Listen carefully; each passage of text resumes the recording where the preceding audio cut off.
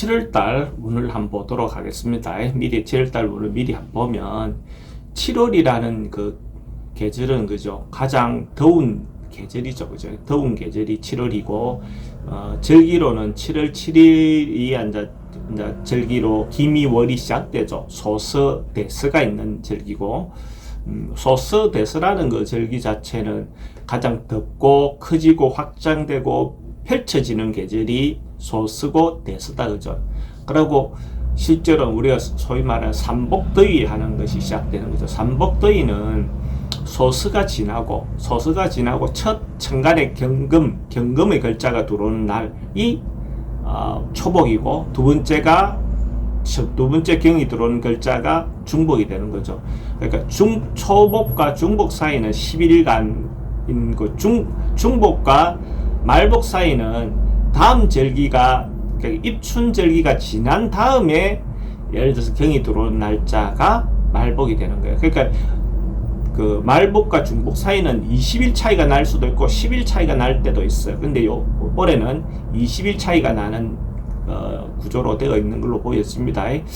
뭐 그렇게 가장 더운 계절을 상징하는 것이 기미월이다라고 볼 수 있고, 그 기미라는 글자로 따지면 그 한 해가 시작됐던 것이 펼쳐지고 벌어지고 했던 것이 여기서 잠시 멈추어서 결실로 가기 위한 뜸들이는 구간이죠, 그죠? 뭔가 푹푹 찌어서 뜸들이고 키우고 확산은 되는데 결과가 나오는 기간은 아니다, 그죠? 맛들이는 기간이다, 그죠? 그래서 어떤 일이 올해 뭔가 진행했던 것이 확장되고 커지긴 해도 맛들고 뜸들이는 구간이 김이라는 글자가 있는 7월이라 이렇게 생각하시면 됩니다. 이제 그리고 그걸 전제해 놓고 한번 살펴보겠습니다. 각 띠별로.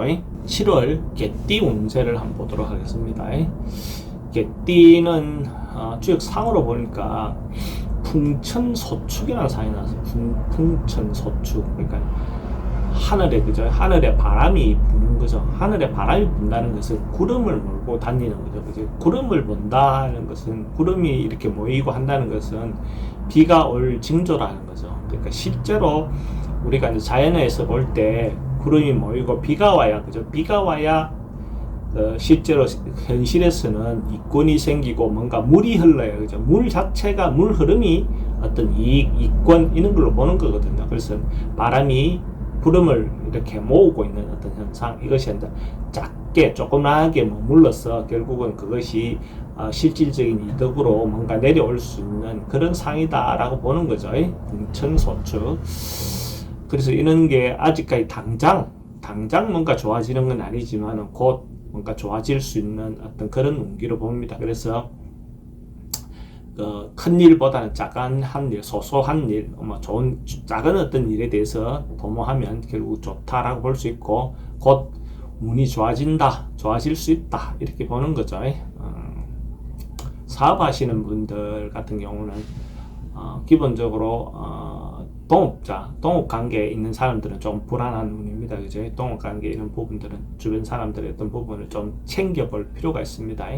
그러니까 실제로 자기가 믿고 뭔가 진행하는데 그것이 자기가 꼭 지어야 될 부분에 대해서는 지고 있는 것이 좋습니다. 그래야 결과적으로 그 관계도 더 좋게 유지되는 거죠.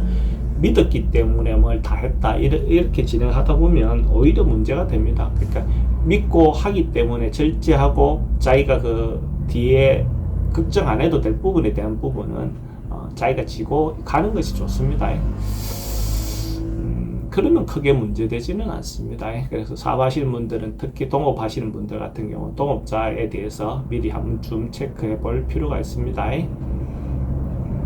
돈의 흐름은 큰 돈은 아니고 작은 돈들은 그냥 막 일반적으로 돌아가는 돈의 흐름은 크게 나쁘지는 않습니다. 그렇다고 해서 크게 목돈이 들어온다든지 어떤 그런 상황으로는 보여지지는 않습니다. 희망하고 소망하는 거는 방해가 좀 생겨서 쉽게 이루어지는 모양은 아닙니다. 그러니까 급하게 뭔가 이루거나 뭔가 이래 하는 것은 좀 기대하기 좀 어려워 보입니다. 그래서 좀 여유를 갖고 다음 기회를 기다려보는 것도 좋아 보입니다. 취직은 당장 뭔가 되거나 이루어지는 모양은 아닙니다. 그래서 취직운에서 좋다라고 볼 수는 없고 조금 시기가 길어질 수 있는 요소는 있어 보입니다. 연애는 뭐 한두 번 첫 번째 이렇게는 좀 잘 안 되지만은 계속 어플라이하면 시도하면 충분히 성사가 될 수 있습니다. 그러니까 처음 만나는 사람을 이야기하는 겁니다. 그러니까 기존 있는 사람들하고 관계는 크게 문제되어 보이진 않는데 이제 새로 만나거나 자기가 생각이 있는 사람이 있는데 뭔가 어플라이 하는 거, 그러니까 시도하는 거, 이런 거 자체가 한 번에 뭔가 성사되는 어떤 그런 건 아닙니다. 근데 요즘은 그런 부분 굉장히 조심해야 되죠. 그죠?